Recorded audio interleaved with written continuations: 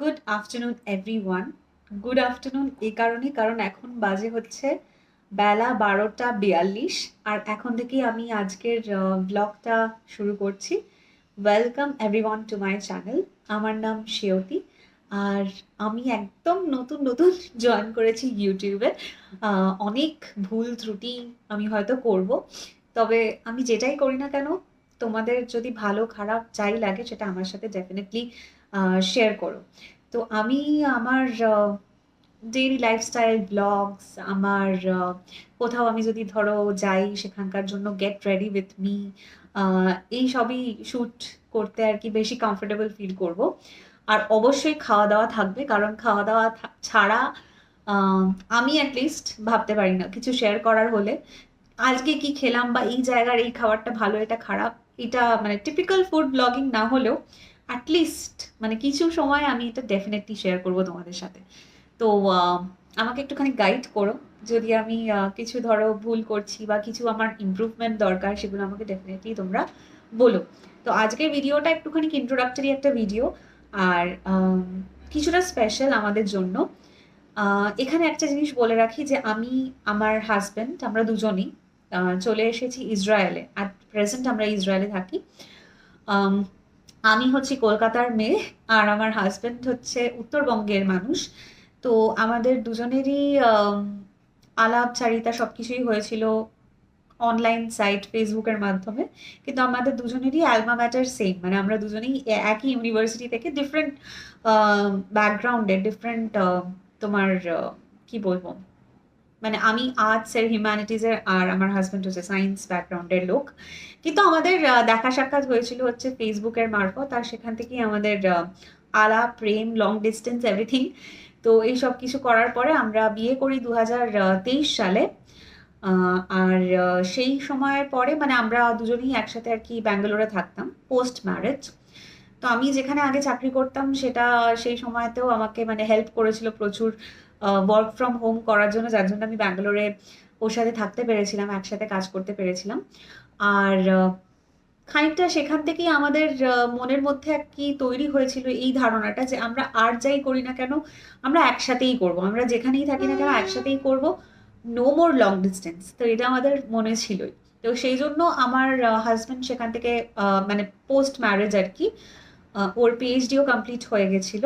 এবং ওকে তখন মানে ও আর কি এম করছিল যে পোস্ট ডক্টরাল রিসার্চ করবে, মানে যেটা পিএইচডির পরবর্তী রিসার্চ ওয়ার্ক, সেটা করার জন্যই ও বেশ কিছু জায়গায় আর কি অ্যাপ্লাই করছিল। তো তার মধ্যে থেকেই একটি জায়গায় ওর মানে খানিকটা ওর বলতে পারো স্বপ্নও ছিল এরকম একটি ইনস্টিটিউটে জয়েন করার। তো সেখান থেকে পজিটিভ রেসপন্সও পায়।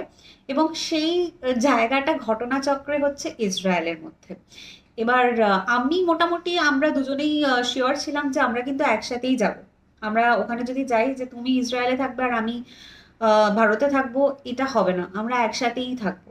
কারণ আমরা আর ওই দূরত্বের সম্পর্কে আমাদের পক্ষে এগোনো খুবই মুশকিল। একটা বিয়ের পরে না অনেকটাই মানে দুজনে দুজনের প্রতি নির্ভর করতে শুরু করে মানুষ, যেখানে সম্ভব হয় না গো লং ডিস্টেন্স, মানে আমাদের মতন অনেকেই করেন, এটা আমি জানি অনেকেই করেন, অনেকে থাকে এবং খুব হ্যাপিলি তারা থাকে, কিন্তু আমাদের দুজনের পক্ষে মানে আমরা যেরকম মানুষ না খুব ইম্পসিবল হয়ে যেত। তো সেই জন্য আমরা প্ল্যানই করেছিলাম একসাথে আসবো, সবই ঠিক ছিল। কিন্তু জানোই তোমরা মানে যারা ভিউয়ার্স আমার তারা হয়তো অনেকেই জানো যে ইসরায়েল যুদ্ধের কবলে পড়ে, মানে ইসরায়েলের যুদ্ধ শুরু হয়, যেটার কারণে কিন্তু আমরা অক্টোবর নভেম্বর ওই সময়টায় আর আসতে পারিনি, মানে 2023-এর অক্টোবর নভেম্বর। অতএব আসা হয়নি। আর সৌরভও বেশ মন টন খারাপ হয়ে গেছিল যে এটা কি হলো, এটা কি ঠিক হলো, আমি তাহলে এবার মানে আমাকে আবার অন্য কোথাও ট্রাই করবো না কি করবো বুঝতে পারছি না, কারণ এরকম একটা প্রেস্টিজিয়াস ইনস্টিটিউটে চান্স পাওয়া এটা তো একটা বড় ব্যাপার। তো এখান থেকে আমি অন্য আরেকটা জায়গায় যাব, কি হবে তাহলে, এইসব ভাবনা চিন্তা করতে করতে ও মানে ওর যে আর কি ল্যাবের যে সিনিয়র ছিল, মানে যার ল্যাবে ও কাজ করবে, তো সেই প্রচুর হেল্প করে। আর সৌরভ জয়েনও করে, রিমোটলি জয়েন করে, মানে ভারতবর্ষে থেকেই ও রিমোটলি এখানকার ইনস্টিটিউটেও জয়েন করে যায়। এবং এই সবের পরে আমরা ফাইনালি ফেব্রুয়ারি মাসে চলে আসি ইসরায়েলে।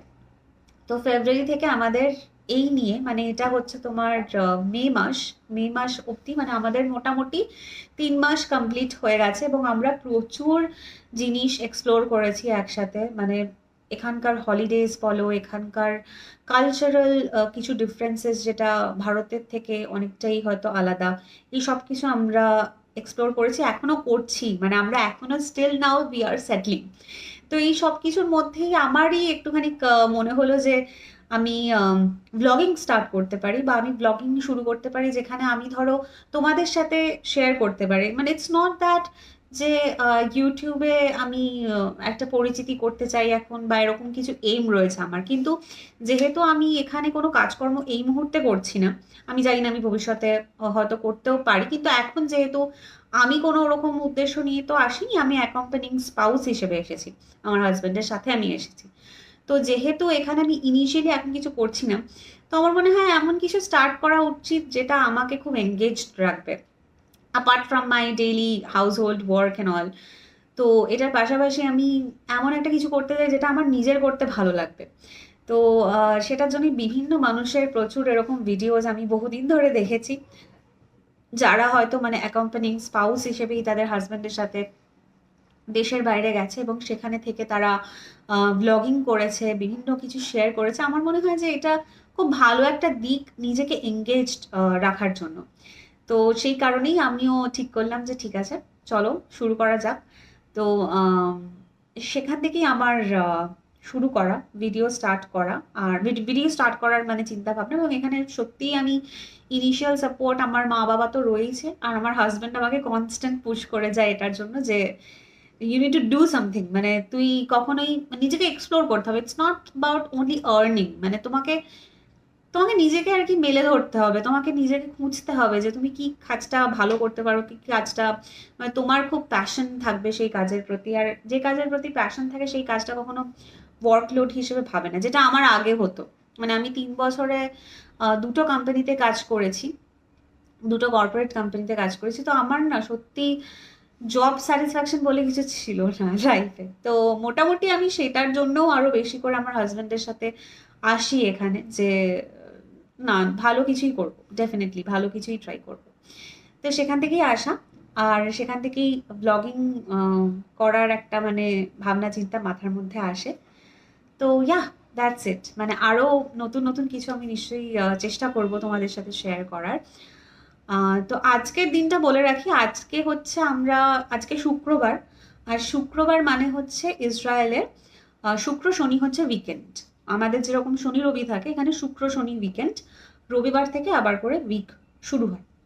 তো আজকে যেহেতু শুক্রবার, আমরা প্ল্যান করেছি যে আজকে আমরা একটুখানি বাইরে কোথাও খেতে যাব রাত্রের দিকে। দুপুরবেলাটা আমরা বাড়িতেই খাবো, কিছু একটা করে নেবো।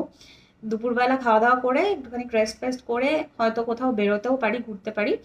তো এই সব কিছু করার পরে তারপর ফাইনালি আমরা ডিনারটা করবো বাইরে, এবং যেখানে যাব সেটা একটা চাইনিজ রেস্টুরেন্ট। সেখানেও চেষ্টা করব কিছু ব্লগ করার, কিছু শ্যুট করার, তোমাদের সাথে শেয়ার করার। তাই দেখতে থাকো।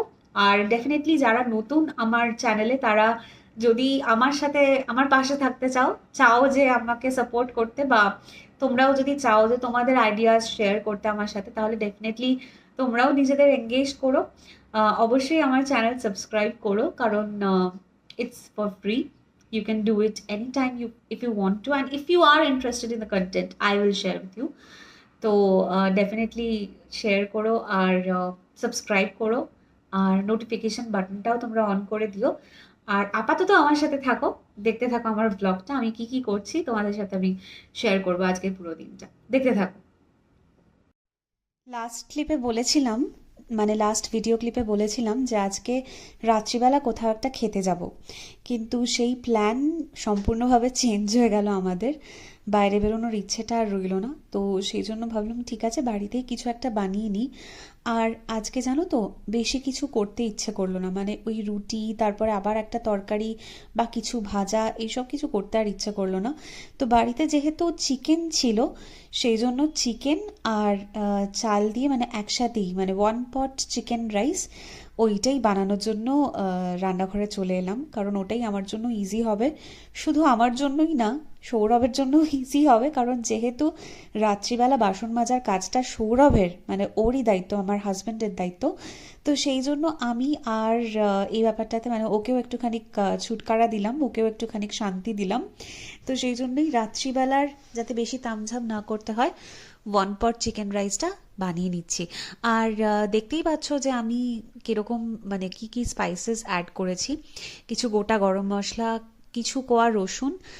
অনেক সময়তেই আমি দেখেছি যে এরকম রসুন দিলে আলাদা করে টেস্টটা খুব ভালো হয়। এটা আমি আগে দিতাম না, এটা আমি নতুন দেওয়া শুরু করেছি। তো তার উপরেই পেঁয়াজ টেঁয়াজ দিয়ে আর একটু ভাজা ভাজা করে নিয়ে তার উপর দিয়ে দিয়েছি আমি আদা রসুন বাটা। তো আগে আমরা যখন ব্যাঙ্গালোরে থাকতাম সেই সময়তে না একটা কোম্পানির আমি নাম বলবো না, তবে সেই কোম্পানির আমি রেডিমেড আদা রসুনের পেস্ট ইউজ করতাম। কিন্তু আমার বাড়িতে মানে নিজের বাড়িতে এবং অ্যাট দ্য সেম টাইম আমার শ্বশুর বাড়িতেও কিন্তু ওরা সবসময়তে আদা রসুন দুটোকে আলাদা করে গ্রেট করে অথবা আলাদা করে পেস্ট করেই করে থাকে। মানে ওদের বক্তব্য হচ্ছে অনেক সময়তেই প্রিজারভেটিভ থাকে, তো সেই জন্য রেডিমেড এই জিনিসটা ওরা ব্যবহার করে না। এবং আমি এখানে আসার পরে শুরু করলাম, মানে ইসরায়েলে আসার পরে শুরু করলাম, কারণ এখানেও কিন্তু ওই রেডিমেড ব্যাপারটা পাওয়া যায় না, তোমাকে আলাদা করেই করে নিতে হবে। তো সত্যি টেস্টটা কিন্তু ডিফারেন্ট হয়। আর এখানে কিছু মশলা দিয়ে দিয়েছি, জিরে, হলুদ, শুকনো লঙ্কা গুঁড়ো মানে যেটাতে রং হয়, কাশ্মীরি লঙ্কা গুঁড়ো আর কি, আর ধনে গুঁড়ো, এই সব কিছু দিয়ে 1 চা চামচ করে করে দিয়েছি। সব কিছু দিয়ে সামান্য একটু জল দিয়ে এখন এটাকে আমি কষিয়ে নিচ্ছি যতক্ষণ না তেলটা সেপারেট হয়ে যাচ্ছে। এটা ভালো করে কষিয়ে নেব। কষিয়ে নেওয়ার পরে আমি তারপরে যেরকমভাবে টমেটো অ্যাড করা হয় সেই টমেটোটা আমি অ্যাড করব। তো মোটামুটি তেলটা ছেড়েই এসেছে দেখতেই পাচ্ছ। আর এখন আমি টমেটো দিয়ে দিলাম, সামান্য একটু নুন দিয়ে দিলাম এখনই, কারণ টমেটোগুলো তাড়াতাড়ি গলে যাবে। আর এইটা যখন চলছিল না আমি টিভিতে চালিয়েছিলাম আন্ধাধুন। আন্ধাধুন সিনেমাটা কি ভালো লাগে না, কতদিন বাদে আবার দেখলাম। প্রথম যখন দেখেছিলাম তখন সত্যি শেষ অবধি প্রেডিক্ট করতে পারিনি মানে কি হয়েছিল এক্স্যাক্টলি লাস্টে কি হবে। তো যাই হোক, টমেটোটা ভালো করে গলে গেছে এবং গলে যাওয়ার পরে আমি এখানে চিকেনগুলো অ্যাড করে দিলাম। এখানে বোনলেস চিকেন নিয়েছি আমি, আর বোনলেস চিকেনটা মোটামুটি 250 গ্রাম মতন হবে, খুব বেশি ছিল না। যতটা থাকে, কারণ আমাদের অলওয়েজ এক্সেস থেকেই যায়। আমরা ধরো আজকে রাত্রিবেলায় করলাম তো পরের দিনের জন্যও কিন্তু থেকে যাবে, যেটা অনেক সময়তেই সৌরভ টিফিনে নিয়ে যায়, মানে ওর ইনস্টিটিউটে যাওয়ার সময়তে টিফিনে নিয়ে যায়। অথবা কোনো কোনো দিন এরকমও হয় যে ও নিতে চাইলো না, আমি তখন বাড়িতেই দুপুরবেলা ওটা খেয়ে নিলাম। তো চিকেনটা ভালো করে কষিয়ে নিয়ে একটু জল দিয়েছিলাম, তারপরে ঢাকা দিয়ে দেওয়াতে অনেকটাই জল ছেড়েছে। আর এখন আমি এই চালটা অ্যাড করে দিলাম। আমরা এখানে বাসমতি রাইসই নিয়েছি। এখানকার যে একটা লোকাল ব্র্যান্ড আছে সেই লোকাল ব্র্যান্ডেরই এটা বাসমতি রাইস।